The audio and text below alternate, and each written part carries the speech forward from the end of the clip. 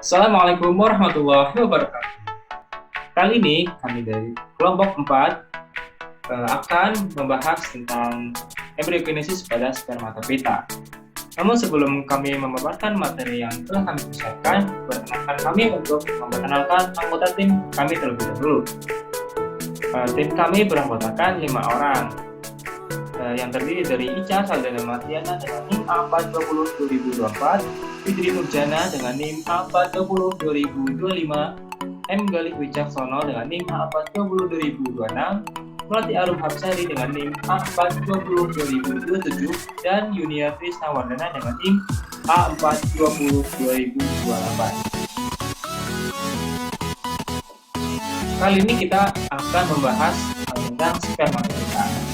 Nah, jadi spermatofita itu terdiri atas 2 jenis, pertama gimnospermae dan angiospermae. Dan masing-masing kita akan membahas tentang pengertian, ciri, dan sistem reproduksinya. Untuk materi pertama akan dibacakan oleh rekan saya, Melati Arum Hapsari. Kepada Melati, dipersilakan.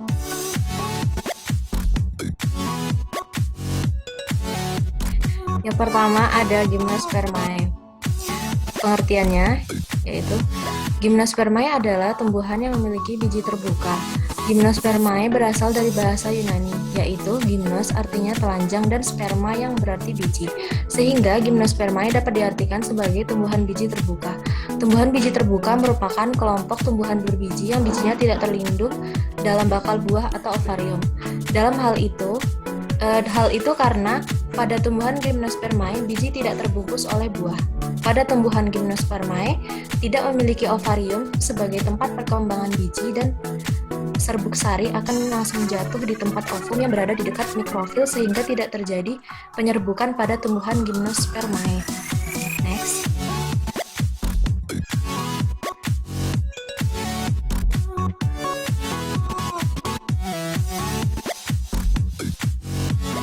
Ciri-ciri dari gimnospermae. Yang pertama, letak tidak terlindungi oleh daun buah. Yang kedua, biasanya punya akar tunggang, meskipun ada juga yang berakar serabut. Yang ketiga, tidak memiliki bunga sejati, tetapi hanya punya alat perkembangbiakan yang disebut sporofil. Keempat, daun kaku, kecil, tebal, dan berbentuk seperti jarum, tetapi ada juga yang berbentuk tipis dan melebar seperti daun melinjo.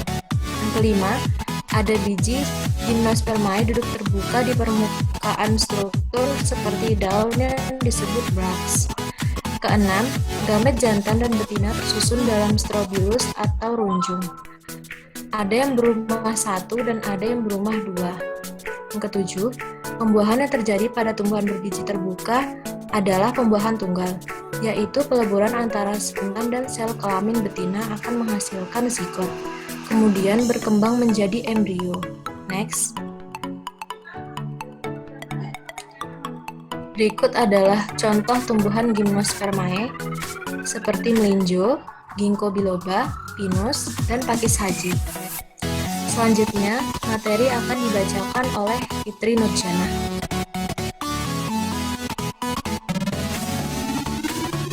Selanjutnya ada sistem reproduksi. Organ reproduksi pada gimnospermae disebut konus atau strobilus. Tumbuhan berbiji terbuka tidak memiliki bunga. Sporofil terpisah-pisah atau membentuk strobilus jantan dan betina. Makrosporofil dan makrosporangium yang tampak menempel pada strobilus betina. Letak makrosporofil dan mikrosporofil terpisah. Sel kelamin jantan berupa spermatozoid yang masih bergerak aktif. Di dalam strobilus jantan terdapat banyak anteridium yang mengandung sel-sel induk butir serbuk. Sel-sel tersebut bermeiosis dari setiap sel induk terbentuk 4 butir serbuk yang bersayap. Pada strobilus betina terdapat banyak arkegonium. Pada tiap-tiap arkegonium terdapat 1 sel induk lembaga yang bermeiosis sehingga terbentuk 4 sel yang haploid.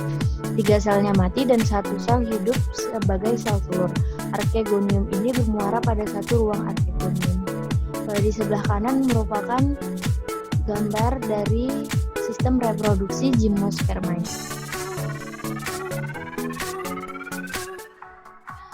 Selanjutnya ada contoh sistem reproduksi pada Gymnospermae.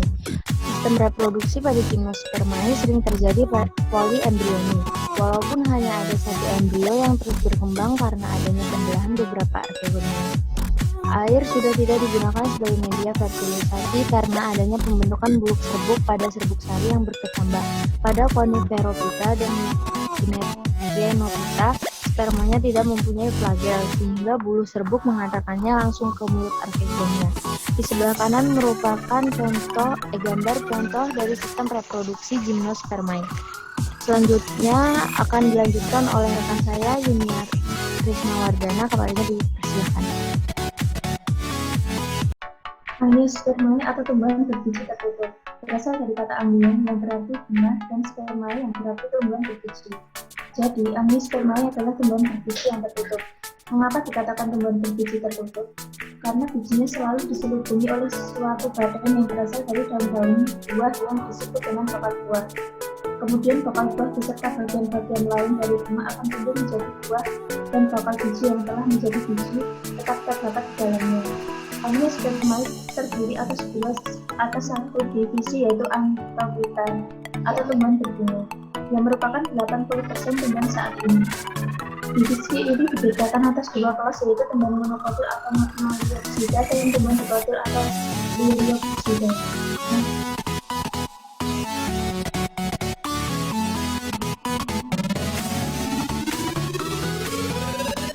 Tumbuhan monokotil atau Magnoliopsida. Tumbuhan monokotil merupakan tumbuhan yang memiliki biji tunggal yang dapat ditandai dengan memiliki satu kotiledon. Memiliki akar serabut. Dalam batangnya tidak memiliki kandungan, batang berluas dan tidak bercabang. Pertulangan daun sejajar atau melengkung. Pada umumnya memiliki kelopak bunga berkelipatan tidak atau kelipatan yang. Tumbuhan dikotil terdapat ditemukan pada famili Liliaceae, Amaryllidaceae, Poaceae, Zinideraceae, Bisaceae, Oxidaceae, Aricae, dan Araceae. Tumbuhan dikotil atau Liriopsida. Tumbuhan dikotil merupakan tumbuhan yang memiliki biji dua atau biji belah yang dapat ditandai dengan adanya sepasang daun atau kotiledon atau daun lembaga yang terbentuk dari biji, akar tunggang, batang berkambing dan bercabang. Tulang daun menurut dan menjadi bunga berkelopak 4, 5 atau kelipatannya.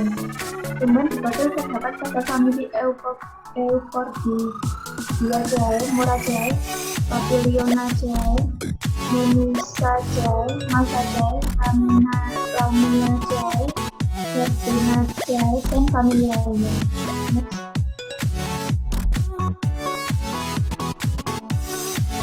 Karakteristik Angiospermae. Yang pertama, Angiospermae merupakan tumbuhan berbiji yang mengalami pembuahan ganda.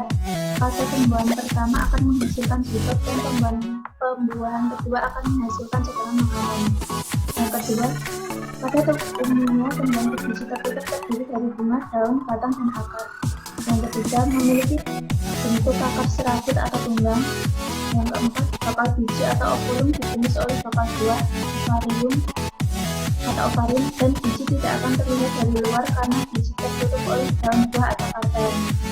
Yang kelima, memiliki daun biji lebar yang majemuk atau tunggal, dan tulang daun memiliki bentuk yang beraneka ragam, bisa lurus, menjari, atau menyulut. Yang keenam, pembuahannya berlangsung dalam waktu singkat. Yang ketujuh, memiliki putik atau makrospore dan benang sari atau mikrosporofile yang memiliki tempat terpisah atau terkumpul dalam satu bunga. Yang ke-8, bekas pembuluh pengangkutan ada yang kolateral terbuka, kolateral tertutup, ada juga yang bikolateral. Yang ke-9, xilem terdiri dari trakeida dan trakea, sedangkan floemnya tersusun dengan sel-sel pemburunya. Yang ke-10, memiliki pembuluh xilem yang diperkuat oleh serat dengan jenis sel yang lebar dan mengandung vitamin. Yang ke-11, proses perkembangbiakan secara vegetatif dan generasi. Yang ke-12, struktur bunga pada Angiospermae terdiri dari kelopak, benang sari, mahkota, dan bibit. Yang ke-13, pada batangnya ada yang memiliki kambium dan ada juga yang tidak berkambium. Yang ke-14 habitatnya berupa pohon, herba, tebu, atau semak. Untuk pemaparan materi selanjutnya akan disampaikan oleh Mas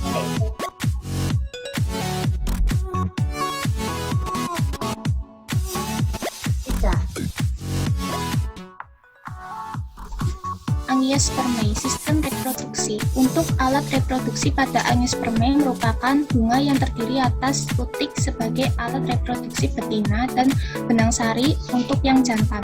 Pembuahan akan terjadi saat benang sari masuk ke dalam kepala putik.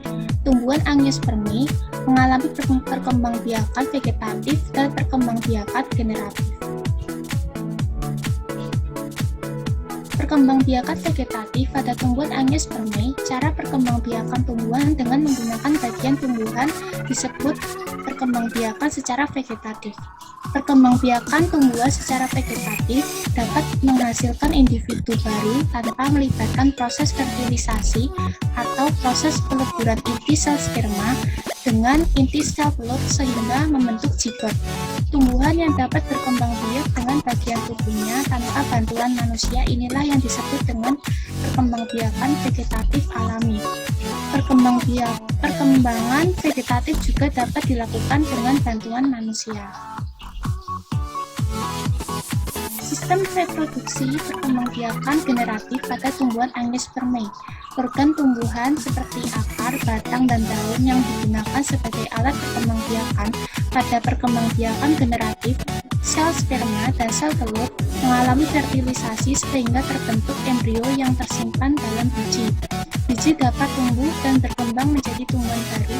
Sifat dari keturunan atau tumbuhan baru dapat diperoleh dari gabungan sifat kedua induk. Hal ini yang menyebabkan sifat keturunan dari perkembangbiakan generatif bervariasi. Perkembangbiakan generatif diantaranya penyerbukan, pembuahan, penyebaran biji, dan perkecambahan. Berikut merupakan siklus angiospermae. Angiospermae mempunyai alat reproduksi berupa bunga dengan bakal biji terletak dalam bakal buah. Alat reproduksi jantannya adalah benang sari atau sering kita sebut stamen, dan alat reproduksi betinanya adalah putik yang sering kita sebut pistil. Angiospermae merupakan tumbuhan berbiji yang mengalami pembuahan ganda. Setelah mengalami pembuahan, bakal biji akan berubah menjadi bakal biji yang sesungguhnya. Kemudian biji akan berubah menjadi bakal buah yang kemudian menjadi buah. Buah kemudian mulai berkembang saat terjadi penyerbukan. Penyerbukan adalah peristiwa jatuhnya serbuk sari di atas kepala putik. Sesuai dengan renungan surat Al-An'am ayat 99 dengan arti, dan dialah yang menurunkan air hujan dan langit. Lalu kami tumbuhkan dengan air itu segala macam tumbuh-tumbuhan, maka kami keluarkan dari tumbuh-tumbuhan itu tanaman yang menghijau. Kami keluarkan dari tanaman yang menghijau itu butir yang banyak, dan mayang kurma mengurai tangkai-tangkai yang menjulai, dan kebun-kebun anggur, dan kami keluarkan pula zaitun dan delima yang serupa dan yang tidak serupa. Perhatikan buahnya di waktu pohonnya berbuah, dan perhatikan pulalah kematangannya. Sesungguhnya pada yang demikian itu ada tanda-tanda kekuasaan Allah bagi orang-orang yang beriman. Sekian presentasi pada kelompok kami, saya kembalikan ke moderator. Baik, terima kasih kepada para pembicara kita yang hebat-hebat dan luar biasa. Untuk paparan materinya cukup sekian dari kami. Kurang lebihnya mohon maaf. Wassalamualaikum warahmatullahi wabarakatuh.